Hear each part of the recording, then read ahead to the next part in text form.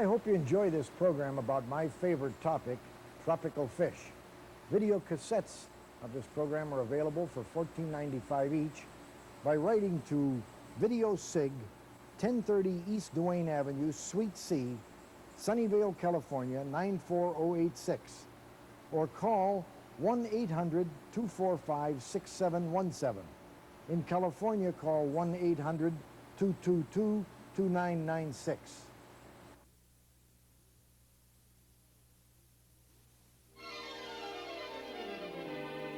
Look at the pretty blue ones.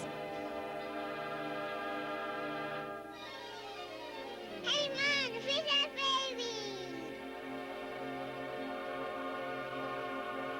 Paul, what's this new fish? Well, look at the extensive development of the barbels, the whiskers there. It's obviously a pimmaloed cat of some kind. Mardell Laboratories and Aquarian Food are proud to present Help with the Home Aquarium from Paul Speece, the Aquatic Maestro.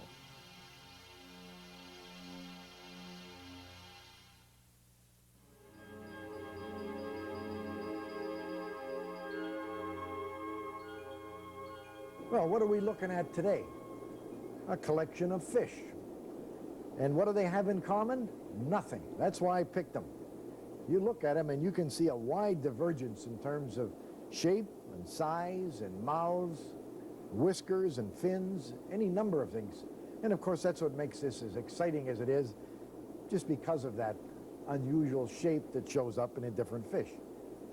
Now, with regard to fish's placement in the natural order of things, all backbone things, all chordates, are divided into 5 groups. Amphibia, the mammals, the birds, reptiles, and of course, today's subject, the fish, and that's what we're really interested in. Now, when we look at these guys, we really do see something different in terms of all of these body parts that I mentioned, but I want you to remember this thing. As bizarre as something might be, for instance, let's say the nose on the old elephant nose. Say, good Lord, how can that possibly be of any value? Let's think about this guy in his day-to-day existence. For instance, when he's down at the bottom in that muck, trying to find a meal, trying to get by, and he eats microscopic things, and he would like to stir up the mud so he can get the microscopic things out where he can eat them and find them with his electrical properties that he has, and he doesn't have any hands. You getting the picture here? How do you stir up the mud? Well, it would be nice if you had a goatee about an inch long. Look at him. You see, as weird as these various fins and long whiskers and body shapes and that appear to us, they have evolved in nature to be supportive of that animal, to ensure that it'll live some more. Simple as that. So the fish world is really full of this kinds of shape and size diversity. Look at the knife fish, the guy with the ripply fin all the way along the bottom. Now you say, well, fish have fins. Oh yes, there are all kinds of fins. We'll be taking a look at them. But they don't all have all the fins. And that's why I want you to look at the knife fish. We'll get him out here where he's swimming around a little bit. There you are, my friend. He does everything, almost everything, with that one fin on the bottom. Oh, amazing evolution here. And of course, that's what makes this hobby as exciting as it is. Just all these different shapes, sizes, colors, behavior, and we don't even see behavior in the aquarium.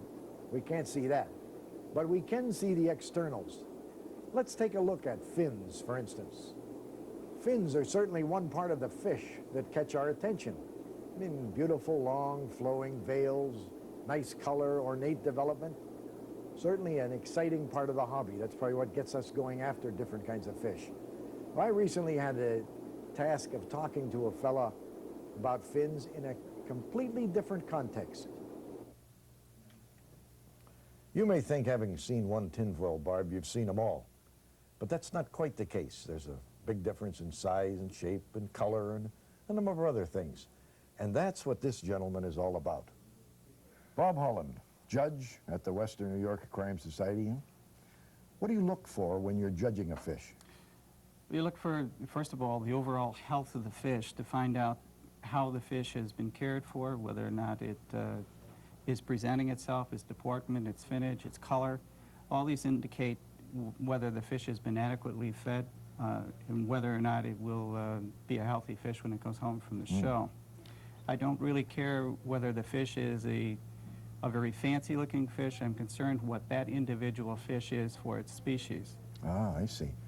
So you go through the show, and probably if there were 20 entries, you could eliminate 10 of them immediately because of a split fin or... Well, I'm not as concerned about a split fin. That trauma could have occurred simply coming into the show. The handling, huh? But what I am more concerned with is the appearances that would indicate healthy animals. If there's obvious deformities, I wouldn't consider that a genetic strain that a hobbyist would want to breed. So, to me, a fish, if it's in a show, should be in breeding condition. Sexually mature. Are you looking at finnage? Yes, not necessarily I'm not looking for the complete largeness of the animal. For example, if a fish would live to be 10 years old and grow 10 inches long, I'm not concerned with finding a fish that's 10 inches long. Sometimes you would be looking for a fish that might be 8 inches long and capable of living very healthily for a considerable length of time. And the hobbyist therefore has the options of breeding it and keeping these species in existence. So that'll give you a feel for some of the fine points of judging a beautiful fish through the judge's eyes. And that's what this is all about, beautiful fish.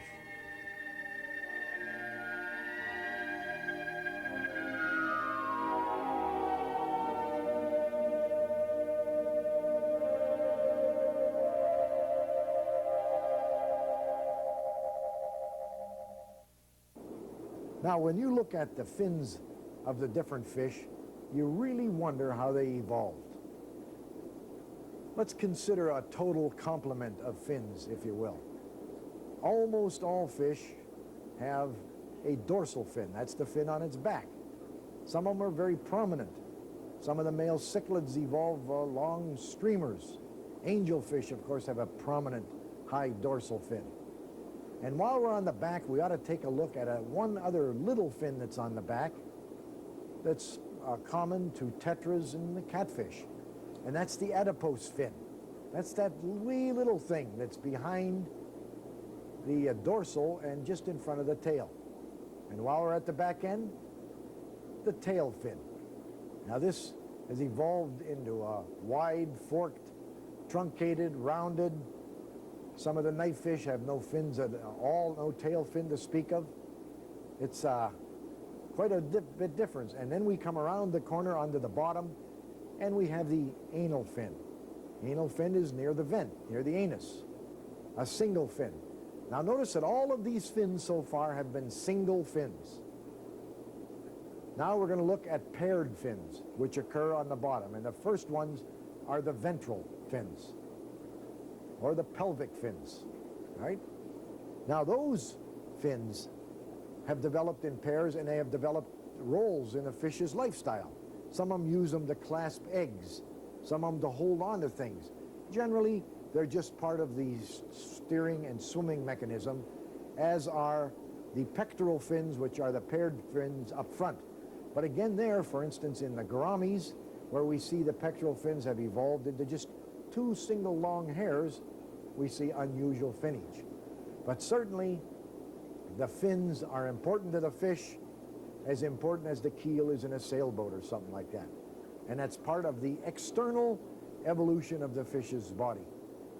Have an awful lot of different shapes and sizes, single fins on some fish, but a great variety, no question about that. Now, how about scales? Well, the scales are very prominent in some of the catfish, some of the armored fish, some of the fish referred to as ganoids, like the old gar pike. Common old gar pike is one of these. Most of the scales, as such, occur in the catfish family.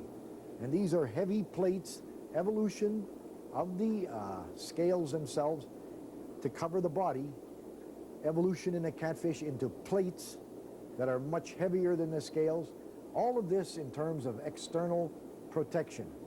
The scales on the fish, which vary considerably in terms of size, and often find their name, their description in the scientific names of fish.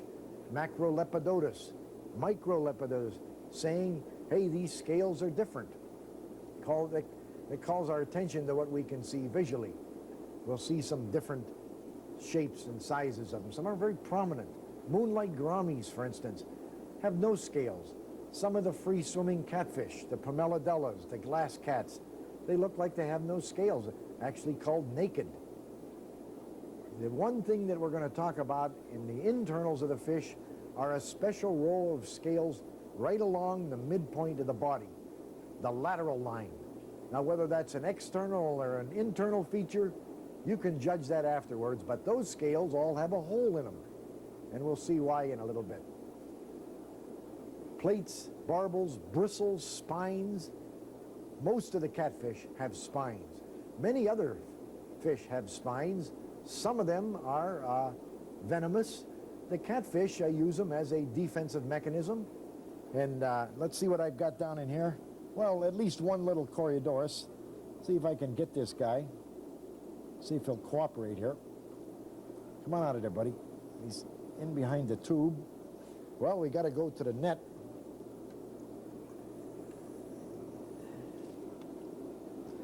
Well, here was our friend Corydoras. It's actually Brocus maybe, but one of the catfish that is typically ordained with some spines here. Look at this, a dorsal spine. And you see the two spines here on the side, one on each side. And if a large fish tried to swallow this guy, those spines go out automatically in terms of protection. Now, by the way, we don't often do this. Take the fish out of the water. The fish lives in the water. The slime that's on his body protects it from external parasites.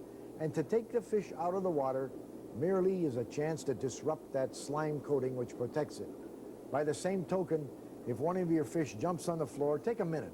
That's all it takes. Get your hand wet, get the net wet, and pick it up with the wet thing. It's just a little more of a precaution against damaging that fish's external slime layer. If you've got fish in the bottom, like these catfish, now we have a problem of keeping that bottom clean. And here's a siphon, wide mouth siphon. And I'll slip this together. And now all we do is we put this into the aquarium like so when we make our water changes. Start siphoning this. And as we draw the water out for our water changes, we're also taking the dirt out of the gravel bed. Now that's important simply because of the type of fish that we just got done discussing, like the catfish, who live in that gravel bed. An accumulation of filth, fecal matter, whatever, is just a lurking place for bacterial and fungal problems. Better to be avoided. Let's look at the eyes of the fish, certainly an external thing. And look at that silver dollar. Now that's the big silver guy. Notice how big and prominent his eyes are right on the sides. Now that's typical of a schooling fish. These fish love to see each other out from each side. They love to pack together. Compare that, for instance, to the eyes of either the knife fish or a fish like any of the elephant noses. These are truly nocturnal fish. The eyes are smaller. They're hazy, for instance. You can tell to look at them that acute daylight vision is not the name of the game here. In fact, these eyes have evolved to a point where there is a layer of cells behind the lastmost typical layer of the eye.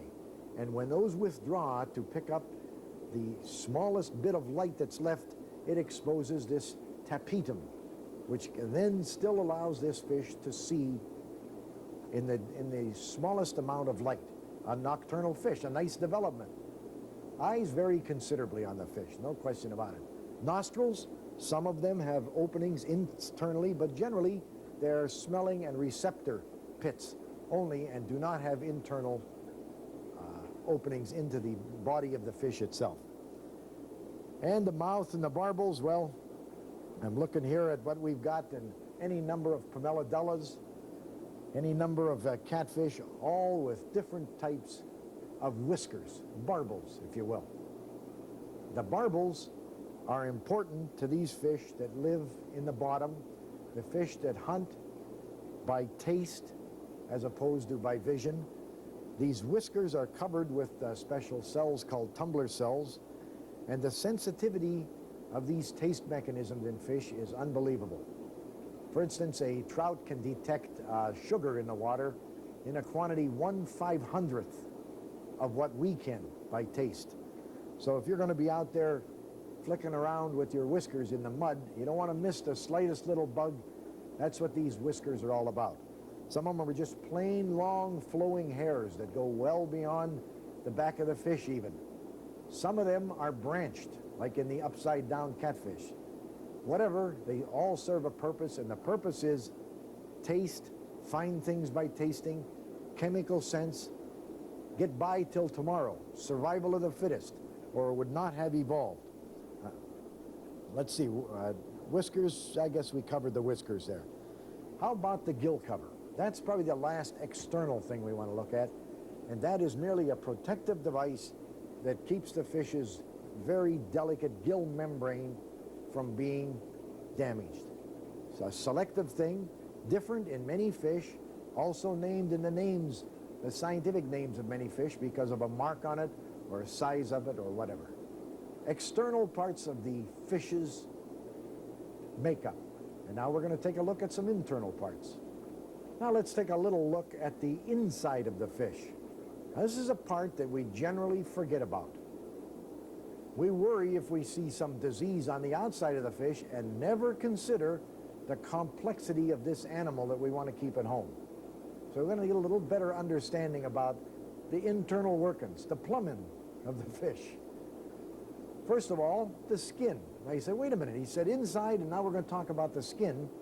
And that's because you've always thought of the skin as some, a beautiful bag that you put the fish in, so it looks nice at home. Believe me, it's much more than that. It is truly an organ that serves the fish in many different ways. First of all, it obviously is the external protection. The skin is formed of a number of layers, and the outermost layer, the epithelial layer, is transparent, so that if a disease organism like ick, like the famous white spot, gets on a fish, it looks as though it's on the outside of the fish, when in reality it's under that very thin, transparent cover. That's why you can't doctor ick on the fish. So the outside layer, then we have the epidermis, which contains a lot of the cells. I'll talk about them in a second. And finally, the dermis, which is the hide, the tough part. If you want to gut a fish when you're out fishing, that's what you're trying to cut, is the dermis. So the skin of the fish is the protective organ that takes care of the fish. Now, the epidermal layer contains many different cells. Some produce scales, and we see the result of that. Some produce color, the chromatophores, and we see the result of that in fish. If you want beautiful fish, put dark gravel in. Why? Because this color cell is under the control of the fish, and they will respond to their background. You want all washed out fish, give them white gravel. They'll try to wash out. After all, they've been hiding for 100,000 years from predators. Give them white gravel, you get white fish. A lot of different things. There are cells in the fish's skin that produce mucus. That's the slime that we feel when we pick up the fish. What's that for? Very simple. In the same way that a dog with fleas tries to get them off by rubbing the hedge or something, the fish, when it is attacked externally, produces an inordinate amount of slime and washes them off, if you will. In fact, anytime the fish is stressed, it produces a lot more slime through these special cells. So that's a little message to you. If suddenly you notice the filter stems are very slimy, make a water change. Something in there is stressing the fish. Now, along the length of the fish. And more prominent in some than others, we will see a line. It looks like a physical line on the fish. And if we looked at it carefully under a microscope, we would see that it's rows of scales with a hole in them. And these holes, each one has a hair sticking up like that on it. And that is the outside measuring unit of the fish against anything moving in its world. See, what happens is this hair is situated in such a manner that if a wave touches it and moves it around like that, it says to the fish, something is approaching. Or conversely, you are approaching. You never saw a fish run into the side of that glass aquarium, did you? No. Because as it gets nearer and squashes the water between itself and the glass, the hair bends over from the water pushing on it, and it says, look out, dummy, you're going to run into something, and it moves away automatically. The skin is much more than a pretty bag for the fish. And this collection of cells, known as the lateral line, is a little bit more than that line of cells that I've described. Cichlids, when they are trying to tell each other who's the boss, who's running this show, will often get beside each other, head to tail, and they'll just stay there quivering like this, washing a wave at each other. And the message is this: look, can you imagine the size of me if I can make a wave so big that you feel it like this on your lateral line? And the other fish says, yeah, try me, see? And that's part of that trying to settle who's the bully in the playground kind of thing. Much more than pretty covering on a fish. Much more. Now, let's look at what the lateral line connects to, because that's part of the inside also. It connects to a couple of things. And then we start moving forward on the fish now, and we go up into the inner ear part of the fish. Now, it's not unlike our inner ear in that it provides a balance mechanism. And once again, picture this hair or bone, the otoliths, statoliths, hanging in a little channel, a well, if you will. The well is surrounded with fine hairs. If the fish tips over, the little bone swings, touches the hairs, it says to the fish, you're tipping over. So the fish gets back up straight. Unfortunately, there's another way that fish know which way is up. You see, for the last 100,000 years, until we started putting them in aquariums, the fish knew the sun came in from the top. Now, how about that idea of putting the light behind the aquarium or beneath it? When you got a fish that thinks the top is straight up because this thing is dangling in the little hairs, and all of a sudden something tells it, no, the top is over here on the side because that's where the light's coming from. And you got a fish that's going nuts in there. A lot of intricate things. Part of that system inside the head, the Livebearian apparatus, find it in catfish, in tetras, is an amplifying system that actually uses the swim bladder, the balloon inside a fish that allows them to float wherever they want. Very complex system. You can see why the internal part of the fish should be uppermost in our mind. Now, how about fish like the gouramis? We've seen gouramis, seen all kinds of them. I want you to take a look at some gouramis right now while I tell you about them. You see an accessory breathing organ here that has evolved to help these fish in oxygen-deprived waters. Simple as that. And it has evolved in catfish as well. But besides having this accessory breathing organ, the gouramis, the catfish, also have gills like we normally assign to the fish. And the gill mechanism is a very delicate part of the fish's system. And what goes on at that surface of these fine hair-like rakers that are underneath the cover now, the gill cover, the operculum on the fish, what is going on there is a dramatic part of the fish's life. First of all, obviously oxygen has to come in. And, is equally important, carbon dioxide must go out across this same surface. Also, ammonia has to go out. So now we've got an exchange surface here that is critical to the life of the fish. Now picture this same fish that's stressed for whatever reason, that is producing much more of this mucus that I told you about, to the extent that the gills are getting covered and this vital gas exchange cannot go on. You see, all of this comes down to taking care of that habitat again, water quality. Fish live longer, breathe easier, color up for us, everything we want. And the externals, as well as these internals we've just discussed, are a big part of understanding how to keep these fish alive for a lot longer.